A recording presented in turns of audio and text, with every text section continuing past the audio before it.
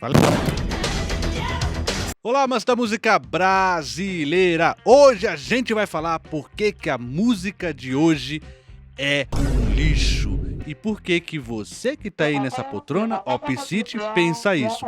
Tudo isso depois daquela vinheta maravilhosa que vai chegar pra vocês agora.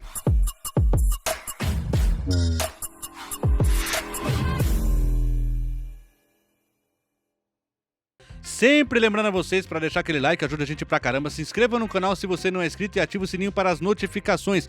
Considere também ser membro do canal, a gente já tá pensando também em conteúdos originais para os nossos queridos membros, então não se preocupe que a gente vai fazer coisas pelos membros já já. Mas o mais importante pra gente é você deixar o comentário engaja bastante, comentário engaja muito.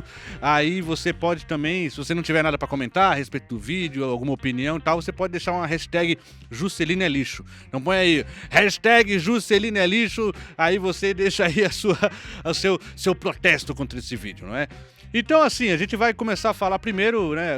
Lógico que eu falei que você aí do outro lado acha que a música de hoje é um lixo, TTT, etc e tal. Eu falo muito TTT e tatatá. Então você pensa isso, TTT e tatatá. Você pensa que a música de hoje é um lixo, mas não é exatamente o que você pensa, né?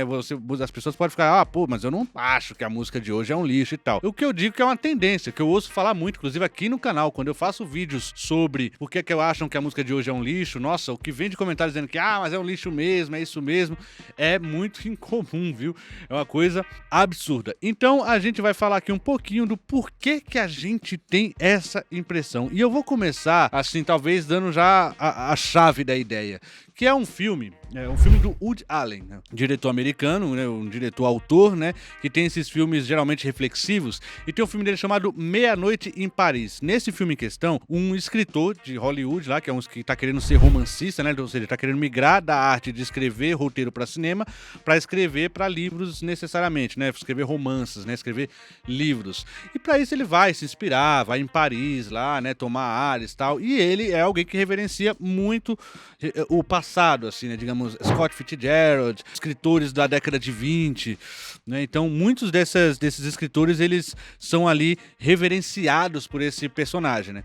E ele tem ali uma noiva, num casamento ali, numa espécie de perto de um casamento. E aí o que acontece é o seguinte, à meia-noite, num dia lá em Paris, vem uma carruagem e leva ele para os anos 20, sem ele entender o porquê. E ali, né, ele conhece a Zelda Scott Fitzgerald, conhece o Picasso, conhece Ernest Hemingway, conhece o Salvador Dalí, conhece figuras que ele jamais teria contatos, né? Então ele fica assim impressionado com aquilo, porque finalmente ele tá vivendo o sonho da vida dele, que é viver no passado, que é viver numa época que os seus ídolos eram vivos e que ele conseguiria trocar ideia com eles, assim, saber a opinião dele sobre o texto que ele estava escrevendo. Então ele fica ali muito animado. Dentro desse contexto tem uma personagem fictícia que é espetacular, né? Aliás, eu acho que é fictícia, né? Também, às vezes, é um personagem referenciado aí que o Woody Allen fez e que eu não peguei. Mas é uma personagem chamada Adriana. Essa Adriana, ela é tipo uma menina e fica ali no meio desse pessoal todo, e geralmente ela é paquerada por todos, né? Todo mundo dá uma paqueradinha nela, e o personagem principal, ele tem ali uma queda por essa menina também. Só que quando vai conversar com ela e fala com ela, pra ela, nossa, como é que é viver em uma época que existe Scott Fitzgerald, que você pode ver o Picasso, que você pode ver o Salvador Dalí, que você pode ver o Hemingway, como é que é estar nessa época? Ela fala, mas é que essa geração aqui, ela é pobre, né? Não tem nada de acontecendo hoje. A época boa era a época da Belle Époque, né? O final do século XIX, né? Ou seja, a menina que estava inserida naquele contexto, né? Na década de 20, do século 20, na década de 20 do século 20, estava sonhando em viver no século XIX, no final do século XIX, na Belle Époque. Ele ficou ali desconcertado, falou, nossa, mas beleza, mas olha quanta gente tem ao seu redor aqui, você não consegue ver? Não, isso aqui tudo bobagem, né? O pessoal bom era daquela época. E aí, em um determinado momento do filme, eles têm uma carruagem, né? Uma espécie de Inception, né? Uma carruagem que pega eles na década de 20, do século 20, e leva eles pra Belle Époque. Então a menina vê aquele sonho maravilhoso dela, fala, nossa, agora eu tô na Belle Époque e tal. Aí o cara também fica impressionado que, pô, é a segunda viagem no tempo dele, né? Digamos assim. E aí eles encontram o Gauguin, né? Alguns artistas do período da Belle Époque, e ela fica impressionada com aquilo. Quando ela vai conversar com um deles, adivinha o que ele fala? E aí é que é a questão mais sensacional. Eles falam, olha, mas aqui Por que você gosta da Belle Époque? A Belle Époque não tá acontecendo nada aqui, é tudo ultrapassado, tudo bobo aqui.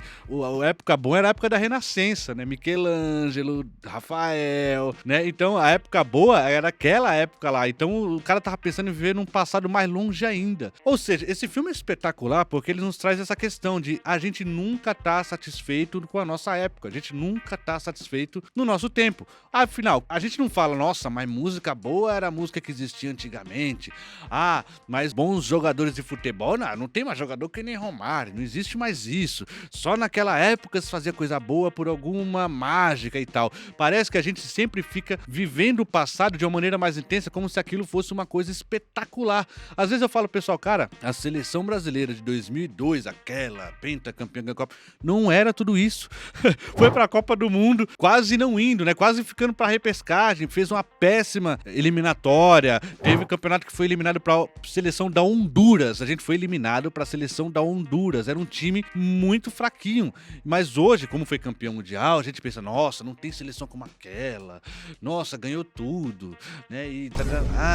E aí o que acontece, né? Ganhou tudo, mas ganhou da China, ganhou da Costa Rica, teve um caminho muito tranquilo, né? Ganhou da Turquia, aí na semifinal pegou a Bélgica, tá, beleza, pegou a Inglaterra, tá, beleza, aí pegou a Turquia de novo, e na final a Alemanha. Teve um caminho meio que facilitado, ou seja, hoje a gente pensa de uma outra forma. Por quê? Porque isso se cristalizou na nossa cabeça. Hoje a gente pensa aquilo como uma mágica, como uma magia que passou. E existem vários fatores para isso. Pessoas da época que podiam estar mais jovens, que podiam estar bem, que era uma época que tinha um pouco mais de liberdade, um pouco mais de energia e saía. Nossa, lembra disso com um puro encanto, que muitas vezes algumas pessoas na época não tinham esse encanto, porque tava pensando no encanto dos anos 90. Aí outra pessoa tava pensando no encanto dos anos 80.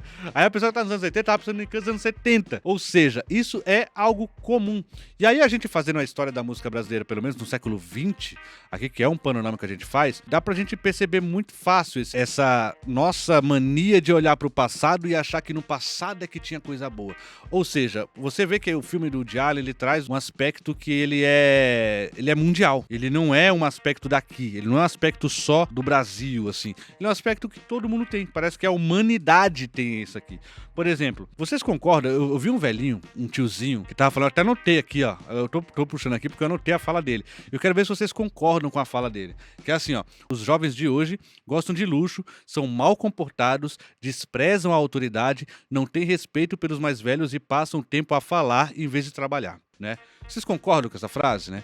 Se você tá aí do outro lado da tela falando, cara, você pode achar ruim e tal, mas eu concordo, acho que a juventude de hoje em dia é assim mesmo, né? Então, meus amigos, parabéns, você acaba de concordar com Sócrates, falando dos jovens de 400 anos antes de Cristo. Isso é aquela época, ou seja, o tipo de modus operandi, de como a gente pensa, não muda muito. O Nietzsche falava sobre a decadência do tempo dele, Rousseau falava sobre a decadência do tempo dele, aquele era a ruína. Se você for ler as meditações de Marco Aurélio, né, que é um filósofo importante, aí foi imperador e tudo, filósofo, imperador, ele também falava, a época dele era ruína, era pior, tudo que existe de melhor é sempre o passado. A gente nunca suporta o nosso presente. E o tempo legitima muitas coisas, né? Hoje tem gente que ouve raça negra e fala, nossa, raça negra é legal. O pessoal não suportava a raça negra na época. A raça negra era muito criticado na época. E o tempo vai dando, assim, digamos, esse azeite, vai dando essa coisa, vai dando esse glamour, né? Vai dando essa maneira de aceitar essa coisa que já passou, que não nos incomoda mais. Na música, houve muito isso. Principalmente quando começou aqui a era do disco, você tinha as grandes orquestras, né? E sempre lembrando que quando Beethoven surge, muita gente da época empina o nariz também, essa música aí não é um raid muito mal feito, né? Não é uma coisa muito boa. Então, assim, pessoas da época também não curtiam aquilo. Mas quando o Brasil, quando a música popular vai se formando por aqui, muita gente acha que, porra, a gente deixa de ouvir grandes orquestras pra ouvir uma pessoa num violãozinho, sabe? Parece que é muito menor. Aí quando surge o samba aqui, né, no começo do século XX, o mercado musical traz o samba é extremamente criticado, é música de mal educado, é música marginalizada, não é? E de fato era gente marginalizada, mas porque gente que vivia à margem da sociedade, ou seja, pretos, pobres, né? E aí aquilo era muito criticado. E aí, veja bem, no século XX, você tem o Noel Rosa. Noel Rosa é hoje, tranquilamente, um dos maiores sambistas que pisaram na terra. Você sabe o que o senhor, que era da geração anterior, falava? Isso já não é samba. O Noel Rosa já não era samba pra aquele pessoal. Você já, não, isso aqui se perdeu, isso aqui já não é mais. E aí o que acontece, né? Aí o pessoal que viveu a década de 20, 30, né, ficou convencionado como a era de ouro do rádio. Porque depois, quando veio o samba canção, que era aquele samba mais chorado, mais abolerado e tudo, o pessoal já achava, nossa, aqui não é samba mais, não era, a época boa era a era de ouro do rádio, né? A década de 30, de 40, né? Então, tudo isso, né, virava uma celeuma, né? De que, olha, como no passado a coisa era melhor, lá, lá, lá, lá, lá, lá, lá, lá, lá, lá. Aí, quando chega a década de 50, o final da década de 50, começa a Jovem Guarda. E aí é a primeira vez que a indústria faz algo realmente voltado para jovens, né? E a Jovem Guarda, cara, acabou com tudo, velho. As pessoas falam, nossa, música de verdade era lá o samba canção da década de 40, do começo da década de 50. Essa coisa de Jovem Guarda acabou com tudo, né? Ferrou com tudo. Isso aqui não é música mais. Os jovens gostavam, as pessoas odiavam e queriam viver sempre no passado. Houve passeata contra a guitarra elétrica. Houve quem quisesse acabar com o rock no Brasil no começo. E aí, no final da década de 60, houve a Tropicália, que acharam que era o fim, porque incorporaram a guitarra elétrica na música brasileira, né? Ou seja, aquilo era o fim do mundo, ia perverter os jovens, aquilo ia acabar com tudo, aquilo sim era o fim. E assim, aquilo era o fim e o bom mesmo era o que tinha no passado. Passamos então para a década de 70, né? Ou seja, na década de 70 as coisas começaram a se estabilizar, né, como mercado, mas as pessoas tinham a sensação de que era uma década vazia, de que não tinha ninguém. A década de 70, onde você tinha Raul Seixas, onde você tinha Belchior, onde você tinha Azimuth, onde você tinha Rita Lee, onde você tinha Mutantes, onde você tinha Guilherme Arantes, onde você tinha Ave Sangria, onde você tinha uma porrada de banda que dá pra você ficar puxando aqui uma atrás da outra, era o fim, né? Aquilo tinha acabado, aquilo não tinha mais nada. E aí, eu lembro do Belchior, né, numa entrevista que ele deu, eu não lembro que era entrevistadora, mas ela perguntava pra ele, nossa, mas você fala que você que vive no passado, que não vê, que o novo sempre vem, mas não tem nada de novo, ela falava. Olha isso, na década de 70, ela falando que não tinha nada de novo, nada de genial, o que era genial era Chico Buarque e Caetano. Que adivinha? Década de 60. A década passada pra aquela pessoa era a Chico e Caetano não tem mais igual. Aí ela falou pro Belchior, mas viu, Belchior, não tem gente igual o Chico Caetano. Aí o Belchior saca o Djavan. Fala, não, mas o Djavan dessa época é muito bom. A resposta da mulher é uma coisa absurda, é uma coisa assim impagável. Ela fala, nossa, é mesmo, é que Djavan é tão bom que nem parece dessa época. Então, ou seja, ela fica na década de 60, acha que tudo na década de 60 é melhor. O que tem de bom na década de 70 é tão bom que deve ser década de 60. Ela nem conseguia mais ler o presente, né? E aí a gente chega na década de 80 e adivinhem só, a década de 70 pra eles era muito melhor. Não me diga! Por quê? Porque era um rock progressivo, era um rock um pouco mais trincado. Aí o mercado musical, estou falando no aspecto de Brasil, tá, gente? O mercado musical virou um rock dos anos 80, com bandas que nem Engenheiros do Havaí, Titãs, Legião Urbana, Capital Inicial, Paralamas do Sucesso. Então, assim, essas bandas ficaram, assim, sendo chacotadas, né? Eram chacotas porque, 3 acordes, a coisa boa, é o fim da música, acabou. É isso mesmo, né? Vocês que acham que, nossa, os anos 80 que tinha músicas incríveis. Na época, eles achavam horrível aquilo. E a década de 70 era melhor, porque tinham bandas muito mais complexas, bandas com muito mais camadas, do que aquela bobagemzinha de banda de 3 acordes e vamos embora. Entendeu? Olha que doideira. E aí a gente chega na década de 90. Ah, não. É o Tchan, Bonde do Tigrão. Ai, meu Deus, década de 90 era horrível, não tinha nada. E todo mundo fala, e programa do Gugu, e aquela coisa meio pasteurizada e tal. Aí adivinha o que a gente pensava? Bom mesmo era a década de 80. Nossa! Bom mesmo era quando tinha Renato Russo e Cazuza vivos, né? Porque eles morrem, perdem essa bandeira, né? E muita coisa acontece. Então os anos 90 já gosta mais dos anos 80. Os anos 80 já gosta mais dos anos 70. Os anos 70 já prefere os anos 60. Os anos 60 já prefere os 50. Os 50 os 40. Com 40 os 20. Você entendeu? Parece que sempre se idealiza o passado como o filme do Woody Allen. Essa é uma coisa que sempre aconteceu no Brasil. Nos anos 2000, nossa, a gente tinha Six Science, as bandas estavam se misturando. Hoje parece que se perdeu. No ano 2000 tem mais ninguém. 2010 tem mais ninguém. Hoje, o funk é o fim da música. Nossa, só tem sertanejo, só tem funk. Hoje não tem música. Música boa mesmo era 2010. Música boa mesmo era no começo dos anos 2000. Música boa mesmo era nos anos 90, era nos anos 80. Sempre o passado vai ser melhor. Ou seja, dentro desse panorama, vai sempre se dizer: a música de hoje é um lixo. Hoje não tem nada mais que preste. Mas eu devo lembrar a todos vocês, você que fala isso, que hoje não tem música mais que preste, você tá repetindo o que repetiram nos anos 90, nos anos 80, nos anos 70, você vai repetir o que repetiu Sócrates, você vai repetir o que repetiu Marco Aurélio, o que repetiu Nietzsche, o que repetiu Rousseau, pessoas dizendo que, nossa, sua época era o fim, né? Sua época não tinha mais nada além daquilo, chegamos no fundo do poço e estamos aqui ainda. Que fundo do poço será esse, né? E eu fico pensando, né? Eu fico pensando assim, seriamente, e eu tenho um convite a vocês, né?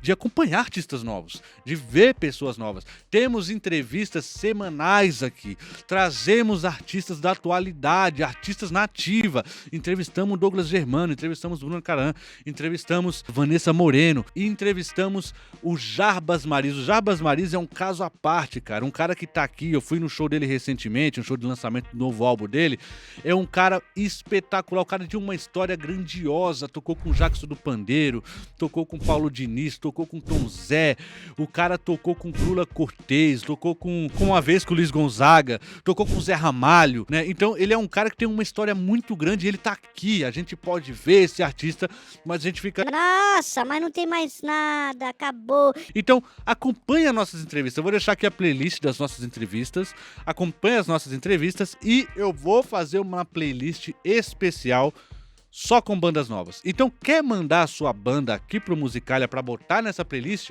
Mande, vai passar por uma pequena curadoria e a gente vai colocar aqui na playlist pra ver se ajuda vocês também. E aí a gente faz, né? Vamos fazer esse combinado. A gente combina de acompanhar coisas novas enquanto a gente divulga coisas novas também.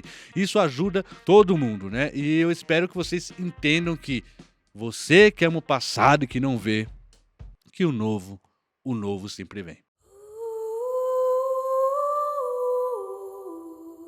Essa coisa de dizer que a música antigamente era melhor, é uma coisa de que toda época acha a música antiga melhor ou de fato era melhor? Não, assim? eu acho isso uma burrice, se você quer saber, cara. Eu acho isso uma bobagem, a pessoa que fica falando que, som bom era do passado, hoje é uma bobagem, cara. Porque hoje você tem milhares e milhares de bandas e artistas fazendo um trabalho muito bom.